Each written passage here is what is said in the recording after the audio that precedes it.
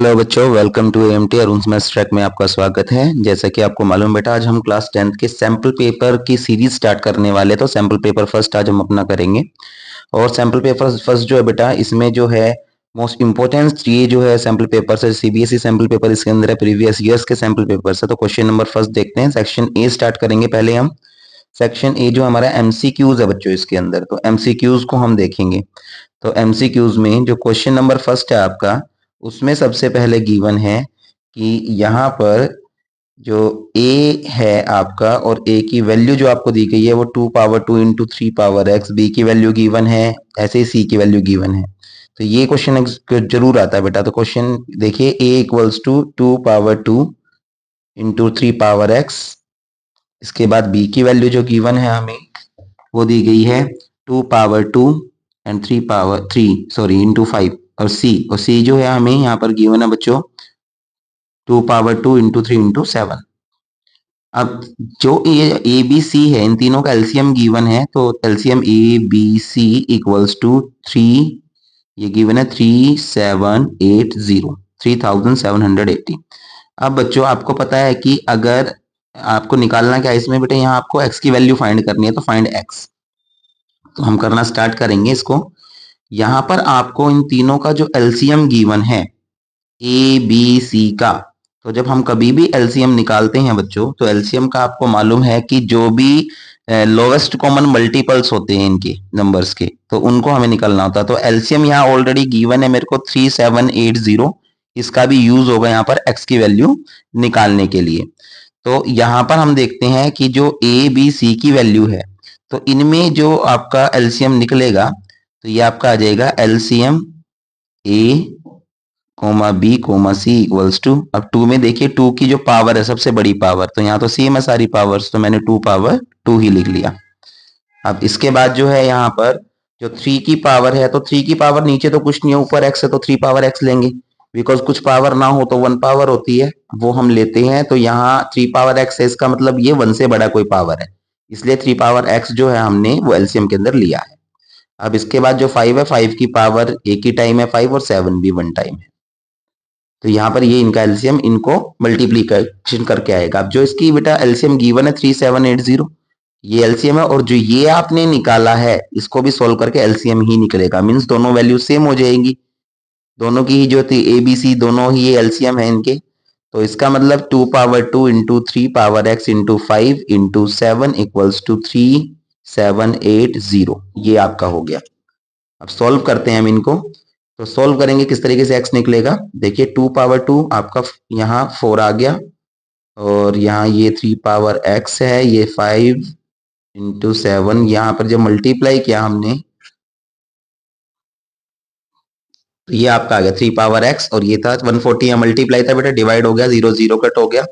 अब हम जो है इनको सॉल्व करने के लिए यहाँ पर 2 से कट करते हैं पहले हम। तो मैंने देखा 2 के टेबल में 14 जो है वो 7 पे आता है।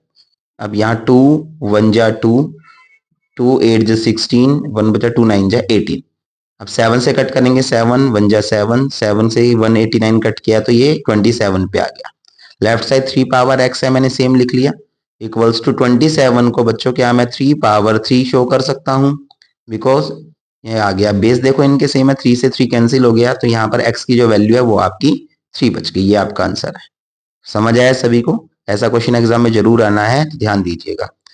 अब बच्चों हम नेक्स्ट क्वेश्चन देखते हैं अपना, क्वेश्चन नंबर सेकंड।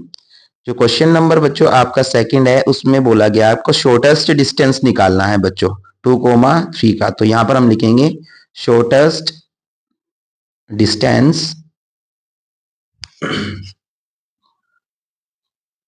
ऑफ 2,3, और वो किससे निकालना है 2,3 पॉइंट का डिस्टेंस, वो निकालना आपको from y axis, from y axis. तो बेटा यहाँ पर हम इसको समझने के लिए एक ना कार्टेशियन प्लेन ड्रॉ करते हैं। तो यहाँ पर कार्टेशियन प्लेन ये आपका आ गया है। अब यहाँ पर ये मान लिया मैंने 2x और y आपका 3 है। दोनों कोऑर्डिनेट कहाँ पर मिलेंगे, इन दोनों को डॉटेड लाइन से मैंने मिलाया, दोनों कोऑर्डिनेट मिलेंगे आपके यहाँ पर। और ये जो यहाँ पर मिल रहे हैं, इस कोऑर्डिनेट को हम लिख देंगे 2,3। ये आपका आ गया, ये x है आपका, x डैश है, ये y है, और ये y डैश है। तो बीच में जो ये आपका कोऑर्डिनेट है ये y से बताना है कितने डिस्टेंस पे। तो ये डिस्टेंस कौन सा है, ये वाला डिस्टेंस ये है जिसको मैं डार्क कर रहा हूं नीचे।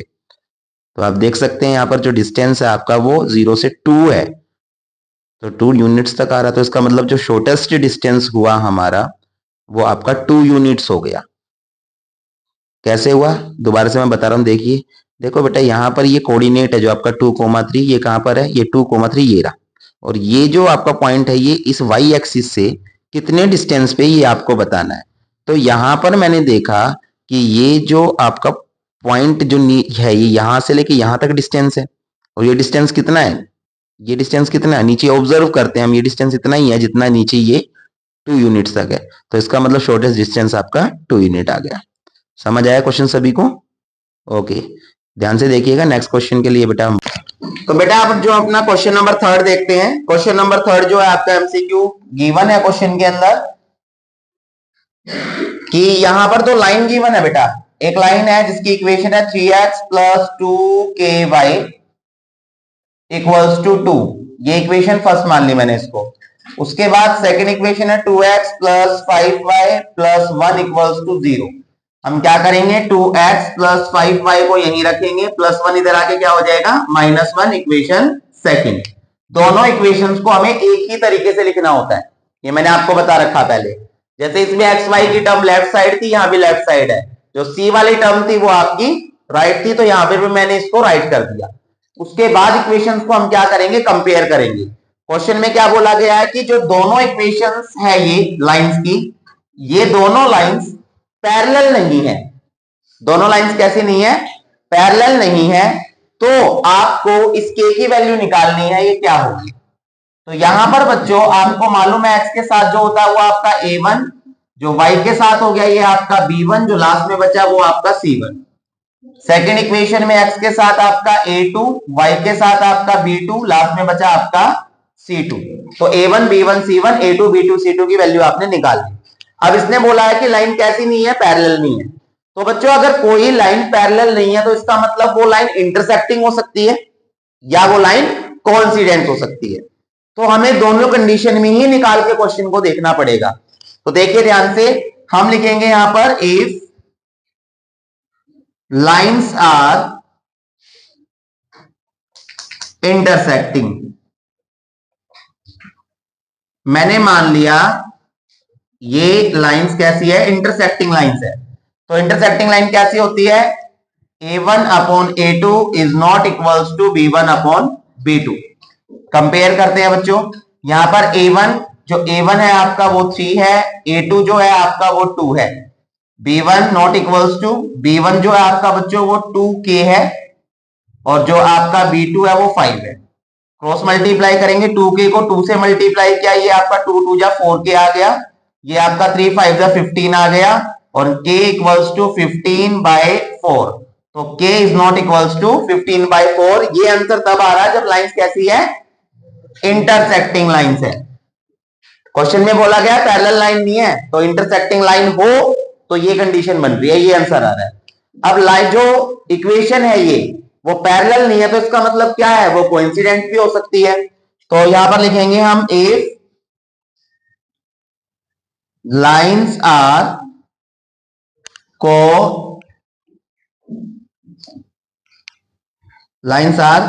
कोइंसिडेंट। तो कोइंसिडेंट होगी, तो मैं यहीं पे सोल्व करके दिखा रहा हूं आपको, देखिए। तो कोइंसिडेंट लाइंस की जो इक्वेशन होती है वो होती है आपकी a1 upon a2 equals to b1 upon b2 equals to c1 upon c2। तो पहले मैं कंपेयर कर रहा हूं इन दोनों को, a1 a2 equals to b1 b2। तो a1 upon a2 is equals to b1 upon b2। Value रखी बेटा मैंने, a1 3 है a2 2 है, तो 3 अपॉन 2, b1 2k है b2 5 है। क्रॉस मल्टीप्लाई किया, 2 2 जा 4k, 3 5 जा 15, k की वैल्यू क्या आ गई 15/4 आ गई वैल्यू k की। ये किससे आया, ये आया a1 upon a2 equals to b1 upon b2 से। अब बेटा मैं इसको भी तो कंपेयर करूंगा, जो कंडीशन है। तो मैं यहां पर कंपेयर करता हूं किसको, b1 upon b2 is equals to c1 upon c2। Value रखेंगे, B1 है 2K, B2 है 5, तो 2K इक्वल अपॉन 5 और C1 है हमारा 2/-1, 2/-1, तो यहां पर हम जो है क्रॉस मल्टीप्लाई करेंगे, 2K को किया तो -2K हो गया, 5 2 जा 10 and K equals to 10 upon में -2 कैंसिल करके -5 आ गया। तो क्या ऐसा हो सकता है एक ही इक्वेशन के अंदर जब मैं एक ही वेरिएबल की वैल्यू निकालूं तो दोनों वैल्यू अलग आए? हो सकता है ऐसा? नहीं हो सकता कभी भी। तो इसका मतलब जो हमारी ये वाली कंडीशन है मैं उसको नेग्लेक्ट करूंगा, है ना, हम इस वाली कंडीशन को नहीं मानेंगे, तो इसका मतलब ये कंडीशन नहीं है, तो इसका मतलब लाइन कोइंसिडेंट भी नहीं है। तो फिर कैसी है लाइन? लाइन है इंटरसेक्टिंग, और इंटरसेक्टिंग से आंसर क्या निकल रहा था हमारा? k not equals to 15/4। So इसका जो आंसर है बच्चों वो आपका निकला है k is not equals to 15/4। समझ आया क्वेश्चन? क्लियर हुआ सभी को? तो जब ऐसे कंडीशन में दो आंसर आ जाए तो हम उसको नहीं मानते हैं, ठीक है, जो एक स्पेशल है आपका एग्जैक्ट आंसर दे उसी को हम लेट करेंगे, मानेंगे उसको। ओके, अब बेटा हम अपना क्वेश्चन नंबर 4 देखते हैं यहाँ पर। तो क्वेश्चन नंबर 4 में बोला गया क्वाड्रिलेटरल है ABCD is drawn to circumscribing to a circle. यहाँ पर देखिए मैं फिगर बनाकर आपको समझा देता हूँ। क्वेश्चन नंबर 4 है ये हमारा। क्वेश्चन में बोला गया है कि मेरे पास जो है एक सर्कल है बच्चों, और जो ये सर्कल है ये सर्कमस्क्राइबिंग है, यानी कि इसके चारों तरफ जो है क्या बना हुआ है, इसके चारों तरफ एक क्वाड्रिलेटरल बना हुआ। तो मैं क्वाड्रिलेटरल बना लेता हूँ, बना के उसकी नेमिंग करेंगे जो भी हमें क्वेश्चन में गिवन है। तो यहाँ पर नेमिंग हमने की इसकी, ये आपका A, B, ये आपका C, ये आपका D आ गया। और यहाँ पर जो क्वेश्चन के अंदर आपको गिवन है, आपको BC 7 सेंटीमीटर दिया गया है, यहाँ से लेके यहाँ तक लेंथ है। उसके बाद जो बच्चों इसका CD है ये आपको 4 सेंटीमीटर गिवन है, और इसके बाद जो आपका AD ये आपको इक्वल्स टू 3 सेंटीमीटर गिवन है। आपको जो फाइंड करना है AB साइड आपको फाइंड करनी है। तो बेटा ऐसा ही क्वेश्चन जो है ना NCERT के अंदर है, जो कि हमने जो है टेंजेंट वाले चैप्टर में पढ़ा था, तो उसमें एक प्रॉपर्टी पढ़ी थी हमने कि सर्कमस्क्राइबिंग जो आपका होता है सर्कल, उसमें जो अपोजिट साइड्स होती है उनका जो सम होता है वो इक्वल होता है। ये सर्कमस्क्राइबिंग सर्कल है, इसमें जो अपोजिट साइड्स होगी उनका सम इक्वल होगा, यानी AB plus DC is equals to AD plus BC। ये एक प्रॉपर्टी है बेटा। तो इसको जो है हम वैल्यू रखेंगे, AB का AB आ गया, DC की जगह 4 आ गया आपका, AD जो हमें 3 गिवन था और BC 7। सॉल्व करते हैं 10 आ गया आपका, और यहाँ 4 प्लस है, इधर आके माइनस हो गया, लेफ्ट साइड AB बच गया आपका। ये सेंटीमीटर में था आपका तो सेंटीमीटर लिख दिया हमने, और ये माइनस करके 6 सेंटीमीटर आ गया आपका, यानी AB की वैल्यू जो है 6 सेंटीमीटर है। क्लियर? समझ आ गया ना? ये जो प्रॉपर्टी सिर्फ सर्कमस्क्राइबिंग हाँ क्वाड्रिलेटरल के अंदर ही लगेगी। तो इस चीज का ध्यान रखना कि अपोजिट जो साइड्स होती है सर्कमस्क्राइबिंग क्वाड्रिलेटरल की, उनका सम इक्वल होता है। तो समझ में आया होगा क्वेश्चन सभी को? क्लियर हुआ होगा बच्चों? ठीक है, नेक्स्ट क्वेश्चन में हम देखते हैं क्वेश्चन नंबर जो है हमारा बच्चों 5। क्वेश्चन नंबर 5 ट्रिग्नोमेट्री का जो है क्वेश्चन है, तो ध्यान से देखिएगा, इंपॉर्टेंट क्वेश्चन है, और ऐसा है क्वेश्चन एक MCQ में और एक 2 मार्क्स में जरूर पूछा जाता है। तो देखते हैं, यहाँ पर लिखा है सेक थीटा प्लस 10। यहाँ पर देखिए ये मैं दोबारा से एक बार क्लियर कर देता हूँ कि अगर जो है हाँ जो क्वाड्रिलेटरल जो गिवन है ना बच्चों, तो उसी में ही ये प्रॉपर्टी लगेगी, इस चीज का ध्यान रखना। तो यहाँ क्वेश्चन नंबर 5 देखिए, क्वेश्चन नंबर 5 के अंदर यहाँ पर हमें दिया हुआ है कि सेक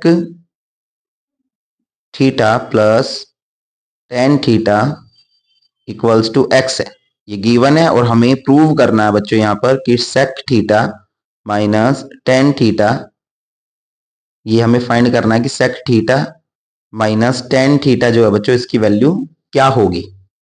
तो ये प्रूव करके आपको फाइंड करके दिखाना, करना स्टार्ट करते हैं बेटा हम।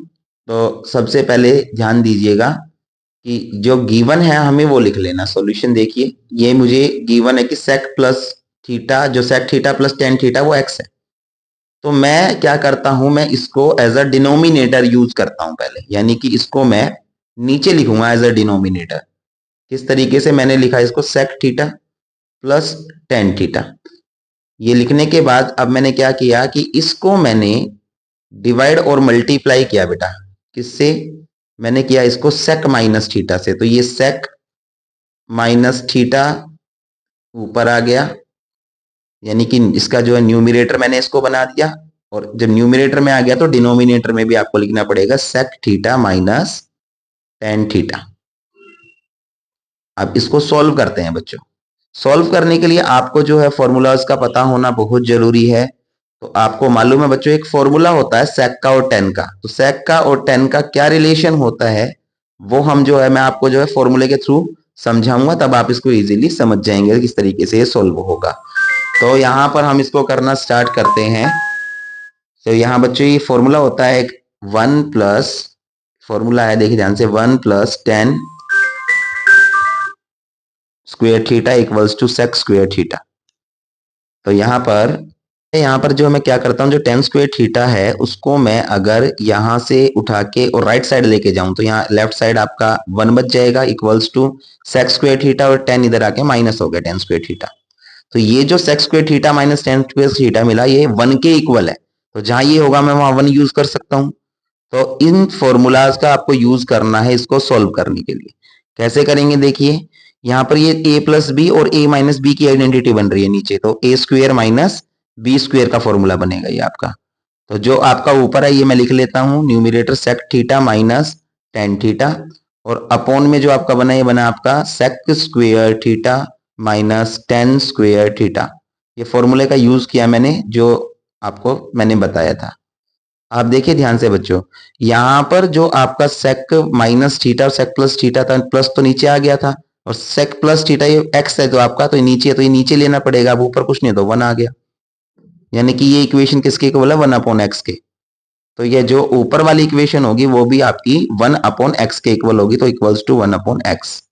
अब ऊपर तो सेम लिखा मैंने, sec theta minus tan theta upon इसकी आइडेंटिटी वन होती है equals to one by x.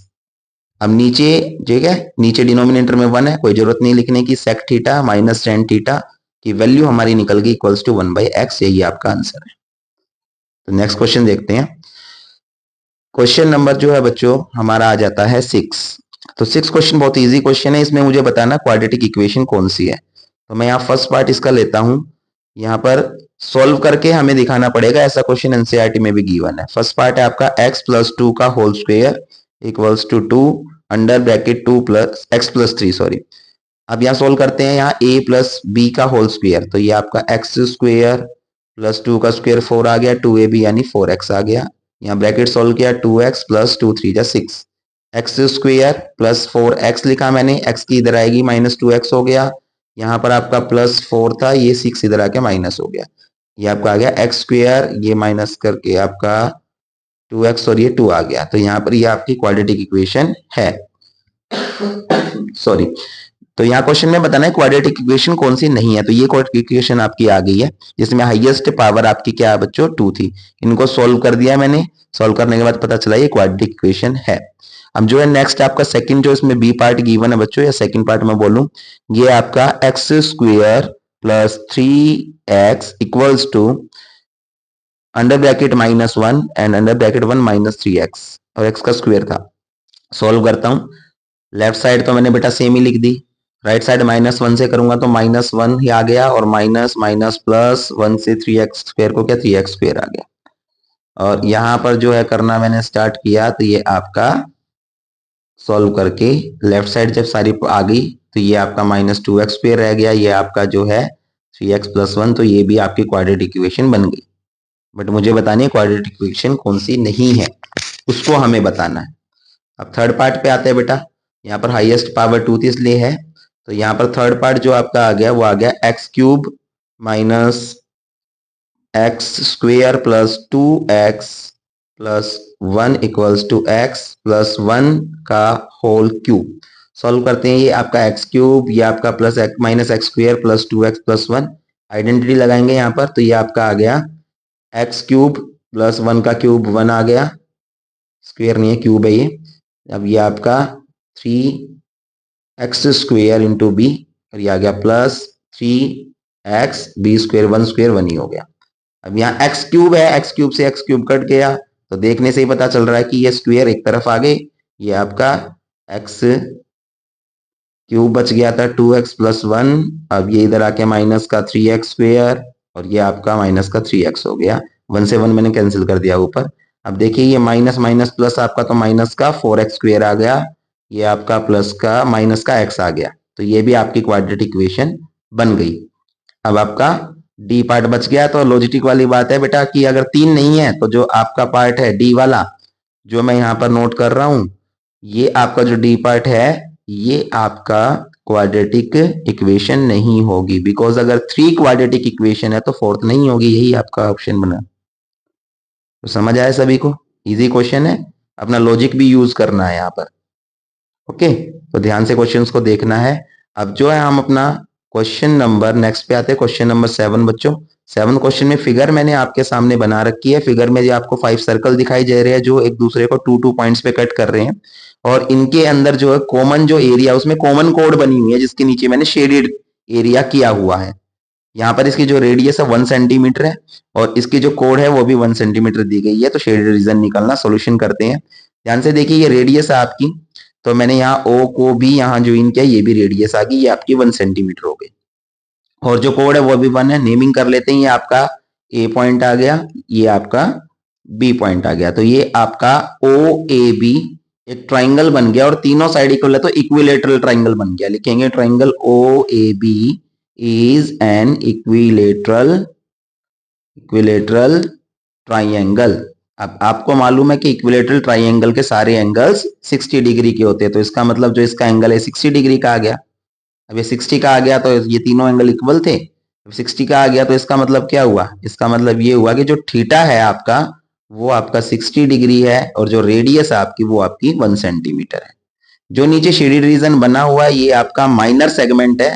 तो अगर आपको निकालना है टोटल शेडेड रीजन, तो बेटा या एरिया, आपका टोटल शेडेड एरिया जब निकालूंगा तो आपके सेगमेंट बन रहे हैं 4। तो यहां पर मैं क्या करूंगा, इन 4 सेगमेंट को निकालने के लिए 4 into area of minor segment का फॉर्मूला यहां पर लगा देंगे। तो 4 इंटू ये आपका आ गया r square theta by 360 pi minus 1/2 sine theta.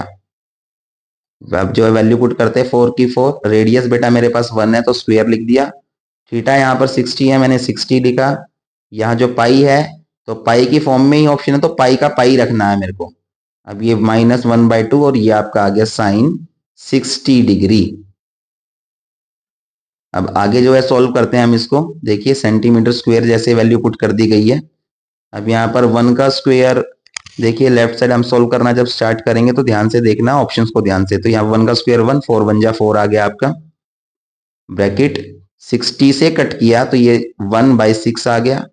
और यहाँ सोल्व करूंगा मैं तो इसको देखिए लिख लेते हैं हम लेफ्ट साइड, यहाँ पाई 1 जा पाई अपॉन 6, तो पाई अपॉन 6 आ गया।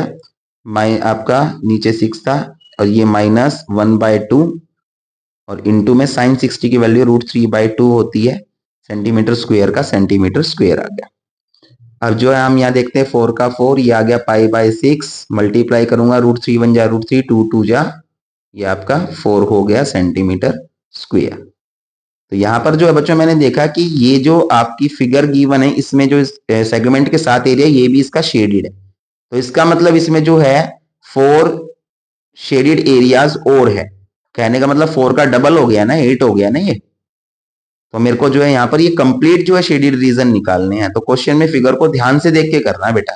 तो सी ऑप्शन ना बन के इसका जो ऑप्शन बनेगा, हम क्या करेंगे, जो ए आपका निकालेंगे टोटल डॉटेड रीजन, या मैं बोलूँ इसको कि शेडेड एरिया, तो वो किस तरीके से निकलेगा, वो इस तरीके से निकलेगा, जो आपका एरिया आया है उसको मैं 2 से मल्टीप्लाई कर दूंगा, बिकॉज 4 सेगमेंट और बढ़ गए थे। तो ये मैंने आपको जो है आपको मल्टीप्लाई करके दिखा रहा हूं। ये आपका आ गया 2 4 जा 8 पाई/6 माइनस √3/4 सेंटीमीटर स्क्वायर। समझ आया बेटा सभी को? तो क्वेश्चन बहुत इजी है, ये ध्यान से क्वेश्चन करने हैं। तो बेटा जो है ध्यान से क्वेश्चंस को कीजिएगा, समझिएगा, फिगर्स को ध्यान से देखना है आपको। अब देखिए आपको कोई डाउट है बच्चों तो आप भी कमेंट कर सकते हैं। इन क्वेश्चंस को जो है लाइक कीजिए और ध्यान से क्वेश्चंस की प्रैक्टिस कीजिए और साथ ही साथ शेयर कीजिए और सब्सक्राइब कीजिए चैनल को, और सब्सक्राइब करने के साथ साथ बेल आइकन को ऑन कीजिए ताकि ऐसे इंपॉर्टेंट क्वेश्चन बेटा आप तक जो है आगे फ्यूचर में पहुंचते रहे, और जब आप एग्जाम देने जाओ तो आप जो है अच्छी तरीके से प्रिपेयर होके जाओ एग्जाम्स के लिए। ठीक है, और ध्यान से क्वेश्चंस को देखना है। Okay, thank you so much बेटा।